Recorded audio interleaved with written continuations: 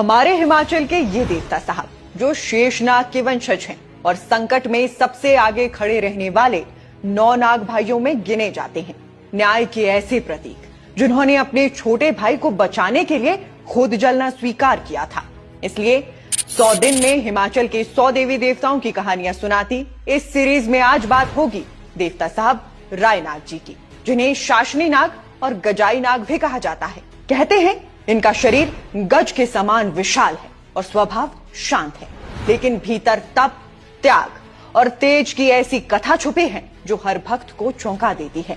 देवता साहब की कहानी सरपारा से शुरू होती है, जहां जलनाग और माता लमदुद्धि के 9 पुत्र हुए। माता लमदुद्धि उन्हें छुपाकर अपने घर पर पालती थी, लेकिन घर से दूध लगातार गायब होने पर उनकी माता को शक हुआ और ये रहस्य खुल गया। माता लमदुद्धि की घबराई माता ने बुखारी पर तवा रखकर सभी 9 पुत्रों को उसमें डाल दिया। उसी क्षण रायनाग ने अपने छोटे भाई जहरू नाग को बचाने के लिए खुद को आग में झोंक दिया। उनकी छाती पर बना छेद और जहरू नाग जी का कान आज भी इस घटना की गवाही देते हैं। बताते हैं कि इसके बाद 9 भाई अलग अलग दिशाओं में निकल पड़े। रायनाग अपने भाई को लेकर मघैनी जोत पहुंचे और फिर देथवा तक आए, जहां उस समय देवता माटी सिंह विराजमान थे। रायनाग ने उन्हें गुरु मानकर हर आज्ञा का पालन करने का वचन दिया। माटी सिंह ने प्रसन्न होकर उन्हें चलता फिरता राज दिया और स्वयं बैठा राज ले लिया। तभी से संकट की घड़ी में सबसे पहले रायनाग से ही राय ली जाती है।